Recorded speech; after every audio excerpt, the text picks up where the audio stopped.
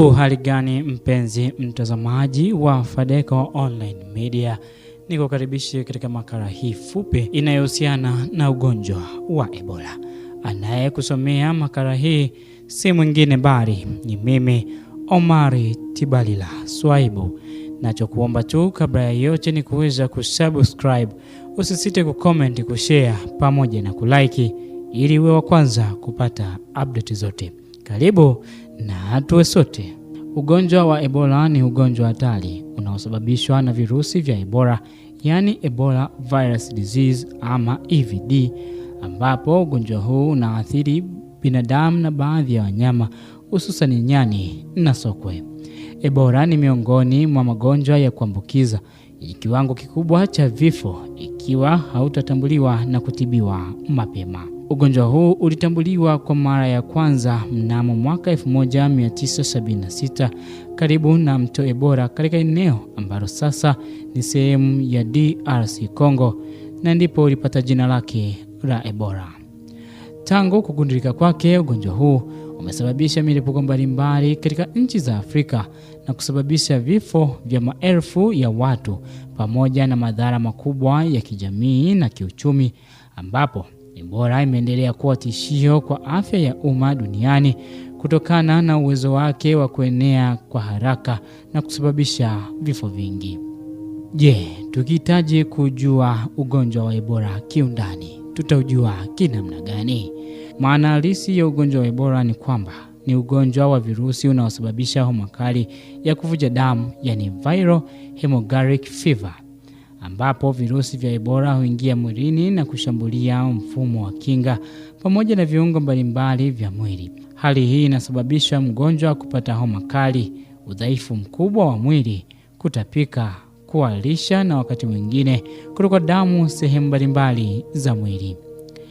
Ugonjwa huu una kiwango cha kifo kinachoweza kufikia zaidi ya 50% katika baadhi ya mlipuko. Ingawa kiwango hicho hutegemea aina ya kirusi, ubora wa huduma za afya na muda wa kuanza matibabu.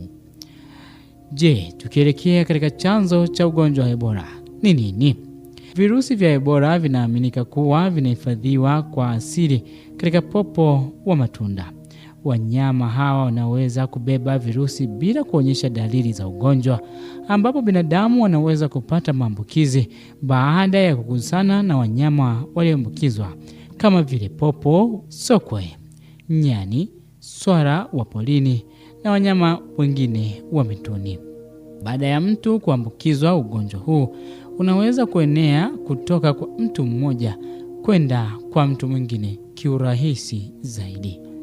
Ugonjwa wa Ebola hasa huenea kupitia kugusana kwa moja, lakini pia mtu anaweza kuambukizwa kwa kugusa damu ya mtu mwenye Ebola. Kadhalika na majimaji yanayoweza kusababisha maambukizi ni pamoja na mate, jasho, mkojo, kinyesi, matapishi, maziwa ya mama na kadhalika.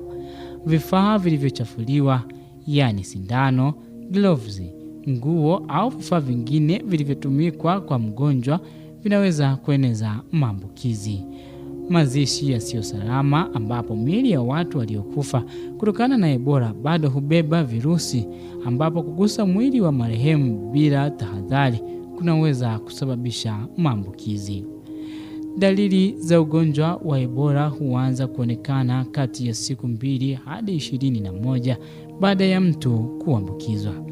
Na dalili za awali za ugonjwa wa Ebola ni pamoja na homa kali, uchovu mkubwa, maumivu ya kichwa, maumivu ya misuli, koo kuwasha. Lakini kadri ya ugonjwa unavyoendelea, mgonjwa anaweza kupata mambo yafuatayo: anaweza kutapika, kuharisha, maumivu ya tumbo, kupunguza hamu ya kula, upele mwilini na kushindwa kufanya kazi kwa baadhi ya viungo vya mwili. Katika hatua za mwisho kabisa, mgonjwa wa Ebola akiwa mahututi, ndipo zinaanza kuonekana kama kutoka damu puani, kutoka damu kwenye fizi, kutapika damu kwenye kinyesi, kutoka damu ndani ya mwili. Hata hivyo, si wagonjwa wote wa Ebola hupata dalili za kuvuja damu.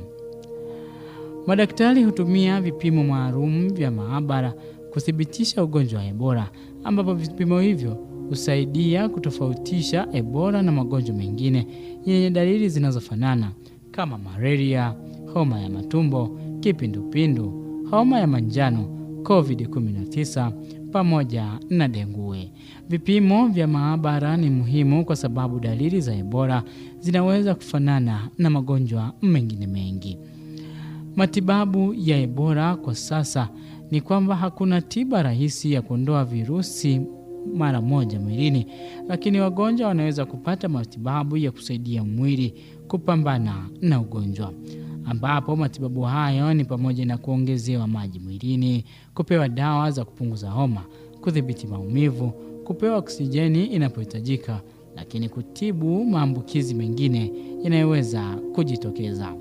Kadri mgonjwa anavyopata matibabu mapema, ndivyo nafasi ya kupona inavyoongezeka. Lakini pia Ebola inaweza kusababisha madhara makubwa kwa mtu binafsi au jamii kwa ujumla. Madhara kwa mgonjwa ni kama vile upungufu mkubwa wa maji mwilini, kushindwa kufanya kazi kwa figo, kushindwa kufanya kazi kwa ini, mshituko wa mwili na hatimaye kifo. Madhara kwa jamii ni pamoja na hofu na taharuki, kusimama kwa shughuli za kiuchumi, kupunguza uzalishaji, kuongezeka kwa gharama za huduma za afya, pamoja na kupoteza nguvu kazi ya taifa.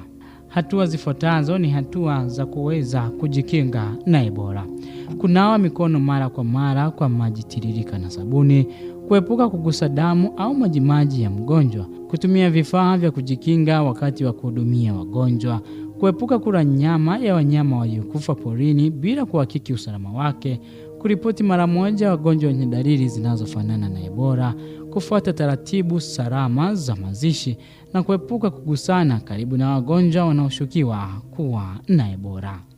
Katika miaka ya hivi karibuni, chanjo dhidi ya Ebola zimeanzishwa na zimeonyesha mafanikio makubwa katika kupunguza maambukizi wakati wa mlipuko. Chanjo hizi hutumika hasa kwa watu walio katika hatari kubwa ya kuambukizwa kama wahudumu wa afya na watu waliokaribiana na wagonjwa. Athari za kisaikolojia zinazohusiana na Ebola. Watu wanaopona Ebola wanaweza kukumbana na changamoto za kisaikolojia kama vile msongo wa mawazo, hofu ya kurudia kuugua, unyanyapaa kutoka kwa jamii, changamoto za kurejea katika maisha ya kawaida. Hivyo ushauri nasaha ni muhimu kwa waathirika na familia zao. Nami mtazamaji, namaliza kwa kusema ugonjwa wa Ebola ni mojawapo ya magonjwa hatari zaidi ya kuambukiza duniani. Husababisha na virusi vya Ebola na huenea kupitia kugusana na damu au majimaji ya mwili wa mtu aliyeambukizwa, ambapo dalili zake ni pamoja na homa kali, uchovu, kutapika, kuharisha na wakati mwingine kuruka damu. Ingawa ugonjwa huu unaweza kusababisha vifo vingi, ambapo hatua za kujikinga, utambuzi wa mapema, matibabu sahihi na matumizi ya chanjo vinaweza kusaidia kupunguza maambukizi na kuokoa maisha ya watu wengi. Elimu kwa jamii kuhusu Ebola ni silaha muhimu katika kuzuia na kudhibiti ugonjwa huu. Mpenzi mtazamaji wa Fadeco Online Media, nikiwa na imani umeweza kuchukua muda wako katika kusikiliza swala hili kuhusu gonjwa kubwa la Ebola. Ni kuombe wewe uweze kumlinda mwenzako, lakini pia wakati unamlinda uweze kusubscribe channel na kuweza kusambaza kwa watu wengi zaidi ili tuweze kujikinga na Ebola. Aliyekuletea makala hii ilikuwa ni mimi Omari Tibalila, Fadeco Online Media. Asante, naendelea kuwa nasi.